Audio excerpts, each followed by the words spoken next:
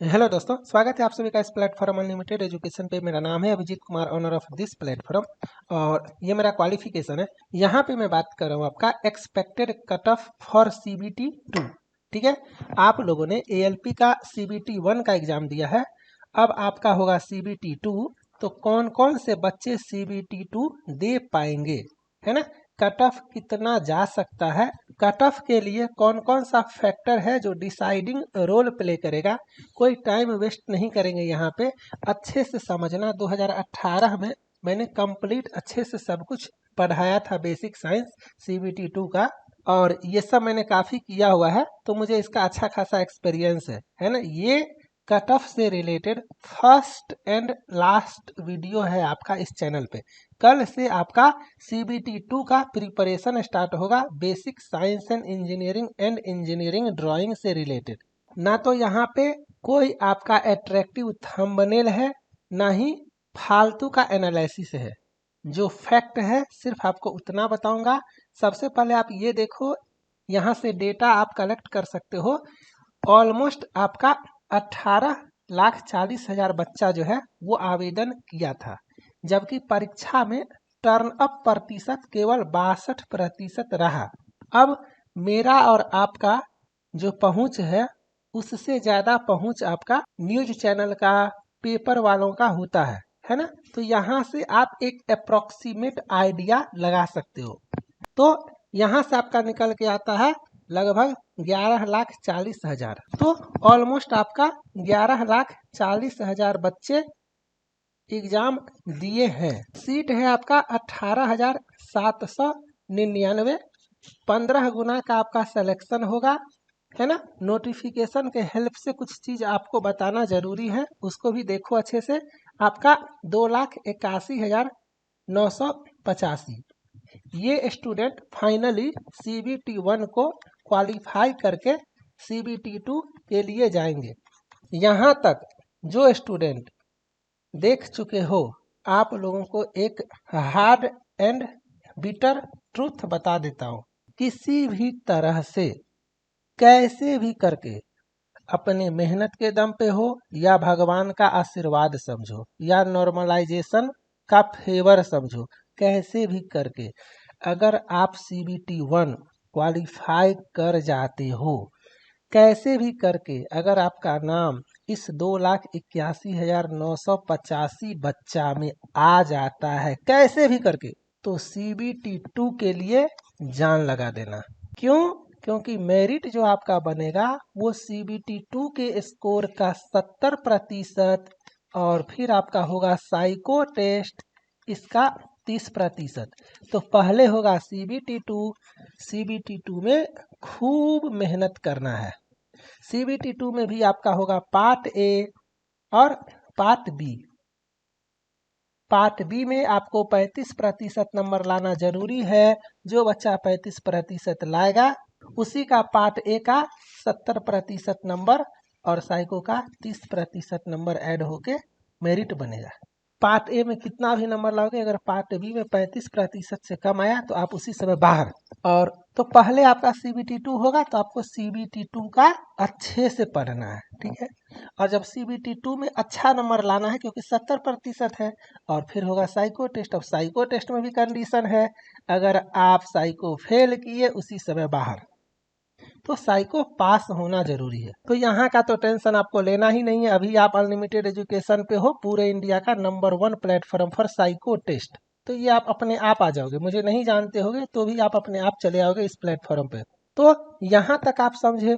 अब जो आपका सिलेबस था CBT 1 में, उसमें आप देख रहे हो कि मैथ भी है, आपका रीजनिंग भी है, और जनरल साइंस भी है, और जनरल अवेयरनेस भी है।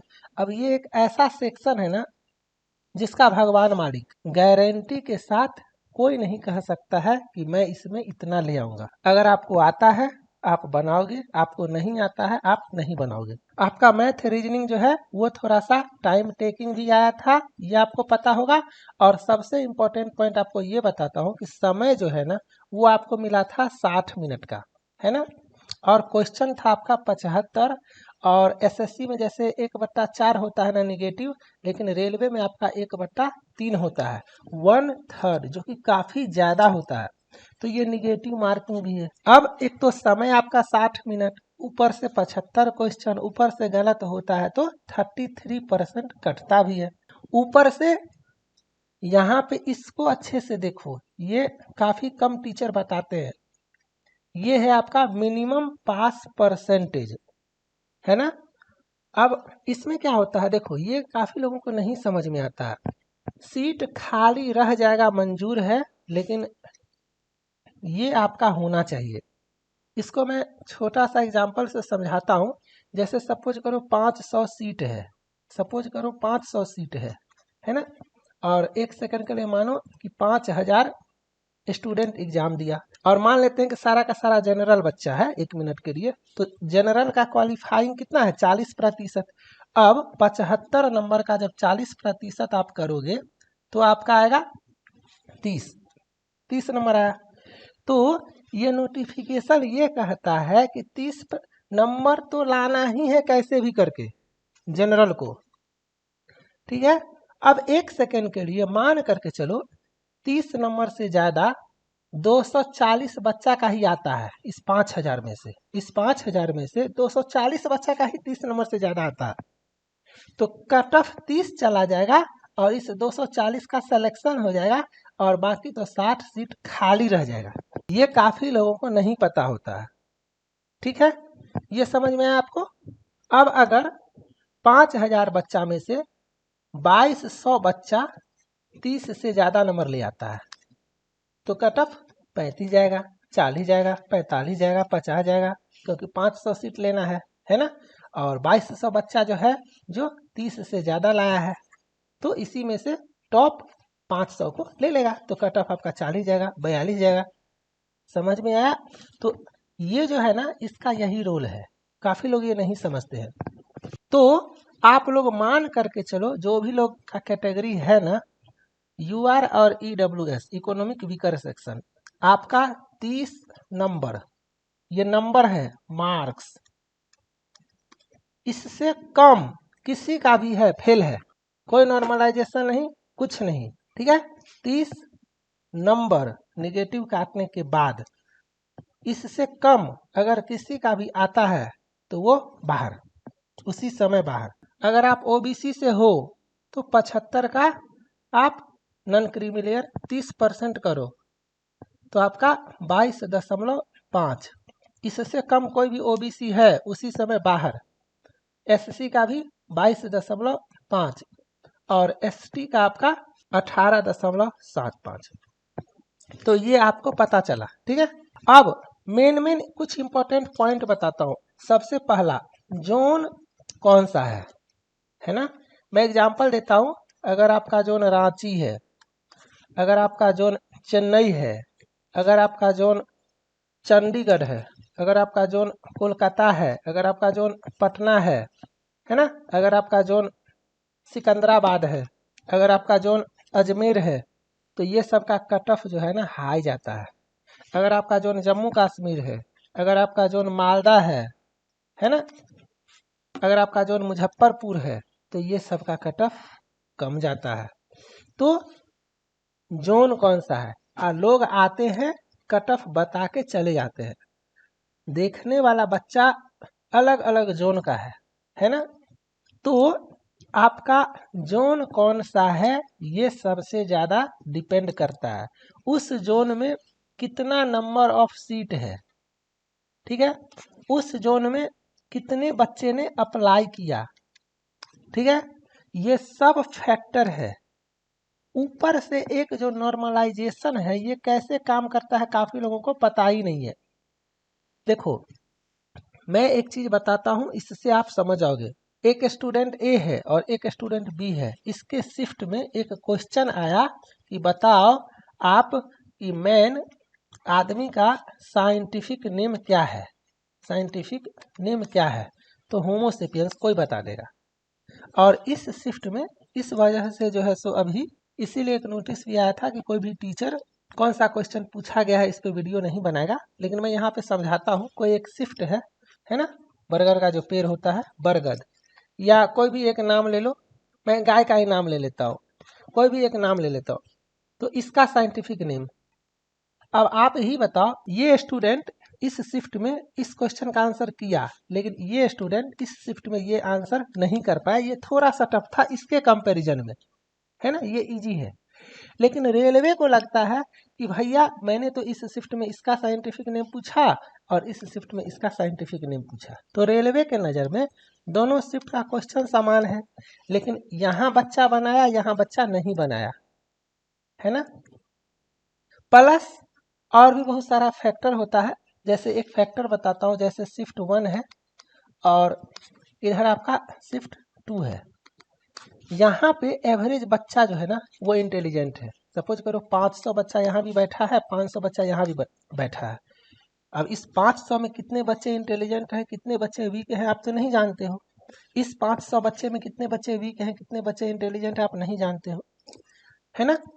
लेकिन मान करके चलो यहाँ पे 300 बच्चे तेज हैं और यहाँ पे 200 बच्चे ही तेज हैं, समझना ध्यान से, 300 बच्चे तेज हैं और यहाँ पे 200 बच्चे ही तेज हैं, हो सकता है पॉसिबिलिटी। अब यहाँ पे 300 बच्चे तेज थे, है ना, और ये शिफ्ट रियल में, एक सेकंड के लिए बताता हूँ, हार्ड था और ये शिफ्ट इजी था रियल में। लेकिन बच्चे तेज होने के वजह से ये लोग अच्छा स्कोर किए और यहाँ पे एवरेज स्कोर चला गया 49। ये शिफ्ट इजी था लेकिन बच्चे उतने इंटेलिजेंट नहीं थे, तो यहाँ पे एवरेज स्कोर चला गया 44, है ना। अब रेलवे नॉर्मलाइजेशन का जो फॉर्मूला है वो क्या सोचेगा, रेलवे क्या सोचेगा, तो ये शिफ्ट में तो 49 गया है एवरेज स्कोर, यहाँ 44 ही गया है, इसका मतलब ये हार्ड था और ये इजी था, है ना, यही सोचेगा। ये इजी था तब तो बच्चे इतना ले आए, ये हार्ड था तब तो बच्चे इतना कम लाए। अब क्या होगा, ये शिफ्ट में नॉर्मलाइजेशन में स्कोर इंक्रीज करेगा ज़्यादा और इसमें कम। तो मैं ये कहना चाहता हूँ एक एग्जाम्पल के हेल्प से कि नॉर्मलाइजेशन का जो फैक्टर है ना वो काफ़ी चीज़ों पे डिपेंड करता है। किसी पार्टिकुलर शिफ्ट में जो टॉपर होता है, हर शिफ्ट में कोई ना कोई टॉपर होगा, वो कितना स्कोर करता है। अगर टफ शिफ्ट में टॉपर पूरा स्कोर कर दे और इजी शिफ्ट में टॉपर कुछ कम स्कोर करे, तो वहाँ पे भी नॉर्मलाइजेशन का जो फार्मूला डिजाइन है ना वो काफ़ी ज़्यादा चेंज कर देगा। टॉपर के स्कोर करने के वजह से बाकी लोगों को घाटा हो जाता है। टॉपर ज़्यादा स्कोर किया तो ऐसा लगा कि वो शिफ्ट आसान था, टॉपर कम स्कोर किया तो ऐसा लगा कि वो शिफ्ट टफ था। कट ऑफ जो होता है ना उसका आइडिया लगाना इम्पॉसिबल है, काफ़ी ज़्यादा वेरिएशन होगा कट ऑफ में। आप लोग टाइम वेस्ट मत करो, एक मैं आपको हल्का सा एक अप्रोक्सीमेट आइडिया देता हूँ, उसके आसपास अगर आप हो तो आप YouTube से फ्री वीडियोज वगैरह देखो, पढ़ो, किसके लिए, CBT 2 के लिए, ठीक है। पेड कोर्स मत लेना, अभी पेड कोर्स लोगे और अगर आपका रिजल्ट 2,81,000 में नहीं आएगा तो आपका पैसा बर्बाद है। जो लोग कट ऑफ के पास हो, जो मैं बताने जा रहा हूँ उसके अगर पास में हो, एकदम बाउंड्री के आसपास, तो जब तक आपका रिजल्ट नहीं आता है तब तक के लिए मत लेना। लेकिन जो लोग का स्कोर अच्छा है, जैसे मैं आपको एक आइडिया देता हूँ, यहाँ से आप समझ सकते हो, एक स्टूडेंट है जैसे, इनका रॉ मार्क्स 23 है ना। अब ये कौन सा कैटेगरी का है नहीं पता, इनका स्कोर कैसे चेंज होता है सो बताता हूँ। ये 75 में 23 है, तो जब आप इसको परसेंटेज में कैलकुलेट करोगे तो आपका 30.66 आएगा। लेकिन कुछ क्वेश्चन रॉन्ग होता है या कुछ क्वेश्चन रिमूव हो जाता है, तो वो सब का जो इफेक्ट है उस वजह से इस स्टूडेंट का नंबर जो है वो 31.50 आया, है ना। और नॉर्मलाइजेशन के बाद इसका नंबर आया 39.03।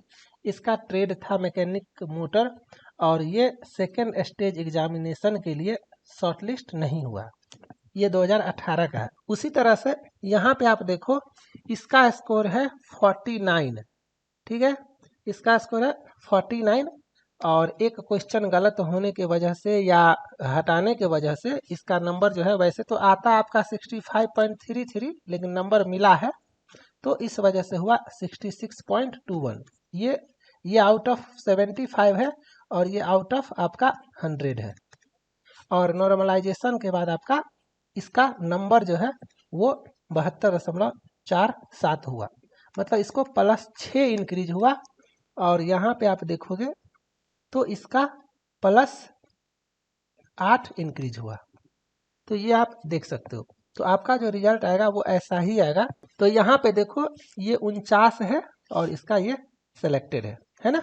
तो ऐसा ही आपका भी आएगा। यहाँ पे मैं बता देता हूँ, जैसे एक सेकंड के लिए यहाँ देखो, इसने 54 बनाया, 34 सही है, 20 गलत है। अब यहाँ पे भी एक पॉइंट बता देते हैं, बच्चे हाँकते बहुत हैं, जिसे कहते हो डिंग हाँकना।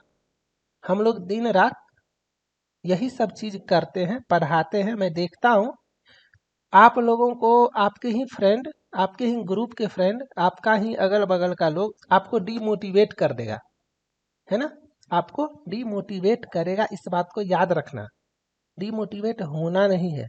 वो बोल के आएंगे, सपोज करो आपने 54 बनाया आउट ऑफ 75, आप टेंशन में हो, क्यों? क्योंकि आपका जो फ्रेंड है वो तो 69 बना के आया है, कोई 71 बना के आया है, कोई 65 बना के आया। याद रखना, ये सब जो इंसान है ना, अगर ये खामोश है, अगर ये शांत है, अगर ये चुपचाप है, तो ये इंटेलिजेंट होगा। हो सकता है 65 वो सच में बनाया हो और 62 उसका सही हो। लेकिन अगर ये चारों तरफ हल्ला मचा रहा है, समझ लेना ये फर्जी कैंडिडेट है। इसका नंबर जो है ना, सो देखना ये 30 सही करेगा और 39 गलत करेगा। देख लेना आप।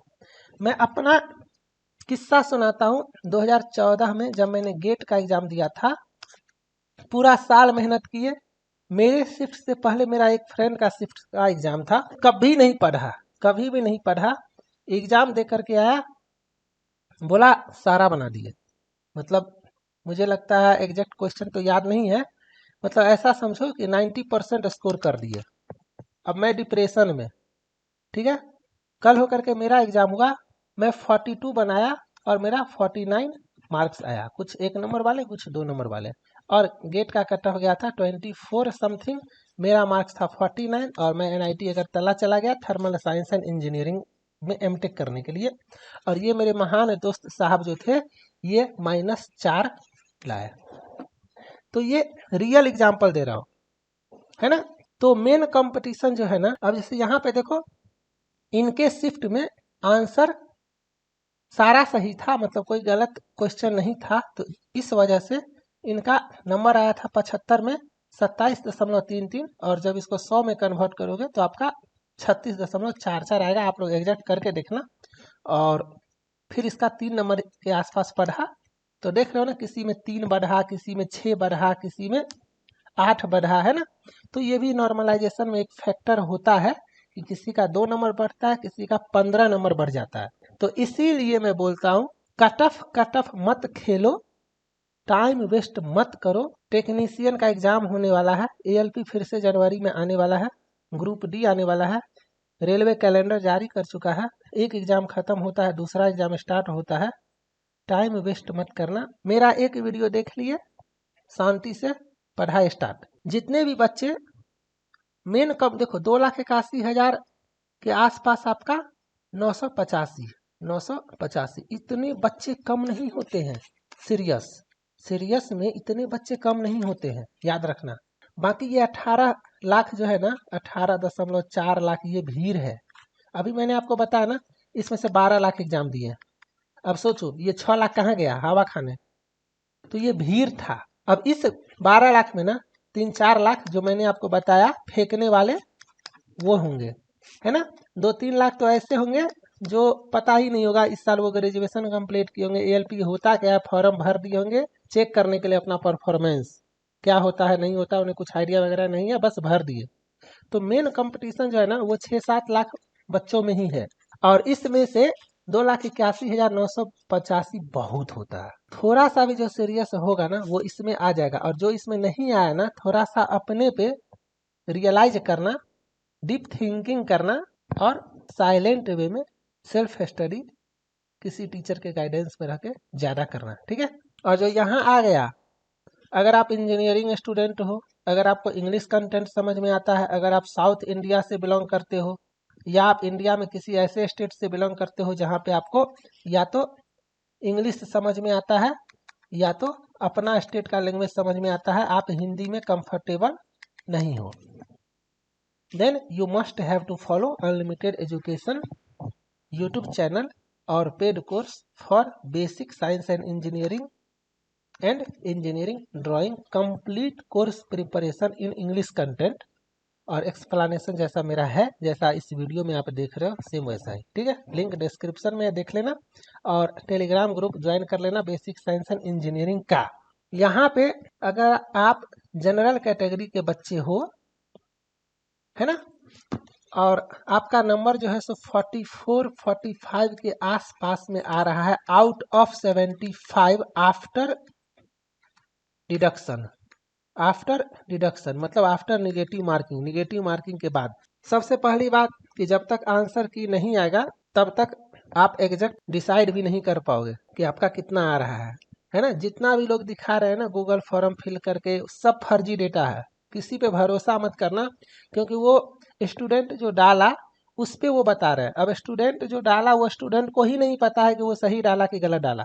वो वहाँ पे अटेम्प्ट किया 56, अब उसका 5 सही होगा कि 15 सही होगा वो उसे ही नहीं पता है। इसीलिए मैं किसी स्टूडेंट के डेटा पे नहीं बता रहा हूँ, एक जनरल इन्वायरमेंट के हिसाब से जैसा मैंने देखा है कि हाँ 45 नंबर अगर बच्चा ले आएगा 75 में, अच्छा नंबर होता है 56%, 60%, तो उसका आराम से CBT 1 हो जाना चाहिए।